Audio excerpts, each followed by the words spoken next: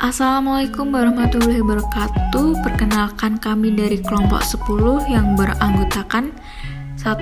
Dewi Cahyaningrum dengan NIM 200205010, 2. Laila Rizky Aziza dengan NIM 200205021, 3. Putri Priscilla dengan NIM 200205031. Di sini saya akan menjelaskan malformasi kongenital, deformitas, dan kelainan kromosom. Apa itu malformasi kongenital? Malformasi kongenital, kelainan kongenital, anomali kongenital, atau cacat lahir merupakan istilah yang digunakan untuk menerangkan kelainan struktural, perilaku faal, dan kelainan metabolik yang terdapat pada waktu lahir. Faktor penyebabnya adalah yang pertama, faktor genetik, adalah kondisi kelainan kromosom dan gen. Kromosom adalah struktur yang membawa materi genetik yang diwariskan dari satu generasi ke generasi berikutnya. Faktor yang kedua adalah faktor non-genetik.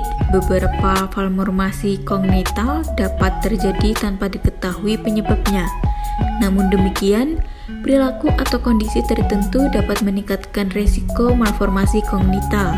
Antara lain adalah kondisi ibu selama hamil, penyakit cacar air, rubella, infeksi maternal, diabetes, hipertensi, dan penyakit autoimun. Yang selanjutnya adalah jenis malformasi kongenital.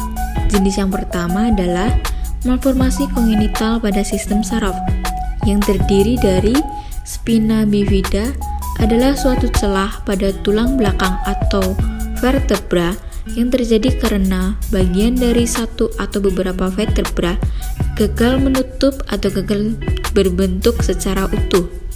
Kedua, esenfalokel adalah suatu kelainan tabung saraf yang ditandai dengan adanya penonjolan. Yang ketiga adalah hidrosefalus, merupakan salah satu penyakit bawaan yang biasanya terjadi pada bayi baru lahir dan balita.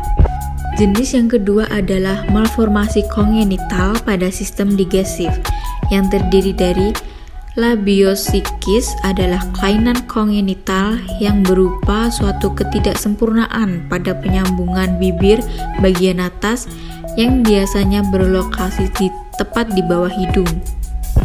Yang kedua, atresia ani, atau yang disebut juga dengan anus imperforanta, adalah salah satu jenis kelainan kongenital di mana perkembangan bentuk rektrum sampai lubang anus tidak sempurna.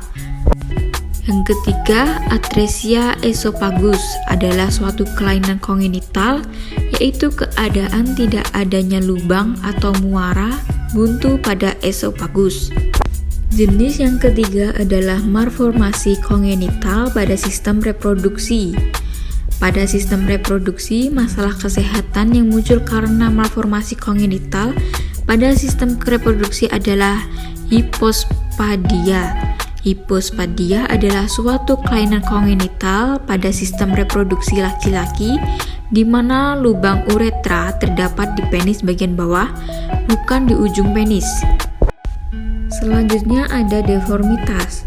Berikut ini akan disampaikan beberapa masalah kesehatan deformitas pada bayi baru lahir yang sering dijumpai di lapangan atau pelayanan kesehatan masyarakat, yang meliputi deformitas pada kaki, tangan, dan tulang belakang. Selanjutnya, deformitas yang sering dijumpai. Yang pertama adalah deformitas pada kaki. Kaki adalah merupakan bagian penumpang utama tubuh.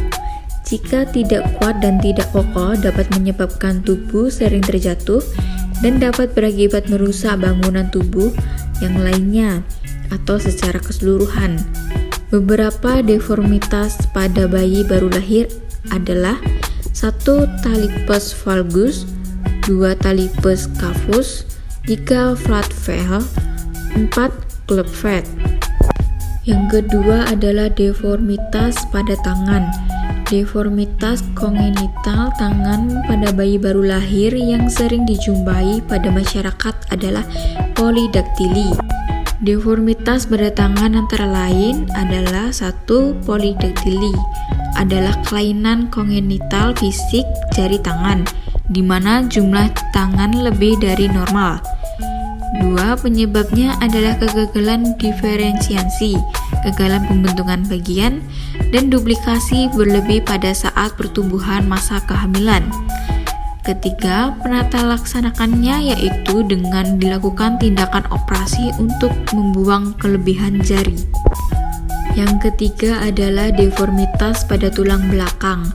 Tulang belakang yang normal adalah membentuk kurva dari bahu ke bawah, terlihat lurus dari belakang dan terlihat sedikit melengkung ke belakang jika dilihat dari samping. Deformitas pada tulang belakang meliputi 1. Skoliosis, yaitu deformitas postural vertebra atau kondisi melengkungnya tulang belakang ke samping secara tidak normal. 2. Kifosis, yaitu kelainan tulang belakang yang melengkung atau cembung ke belakang secara berlebihan. 3. Lordosis, yaitu kelainan tulang belakang yang terjadi jika tulang belakang pada punggung bawah melengkung ke depan secara berlebihan. Selanjutnya ada kelainan kromosom, meliputi yang pertama sindrom Down, disebut juga sebagai kelainan trisomi 21, merupakan kelainan genetik yang sering terjadi dibandingkan kelainan genetik lainnya. Ciri-ciri fisik pada bayi baru lahir: 1. Bentuk wajah datar. 2. Mata terlihat sipit. 3. Miring ke atas dan keluar. 4. Mulut kecil. 5. Leher, lengan, dan kaki pendek. 6.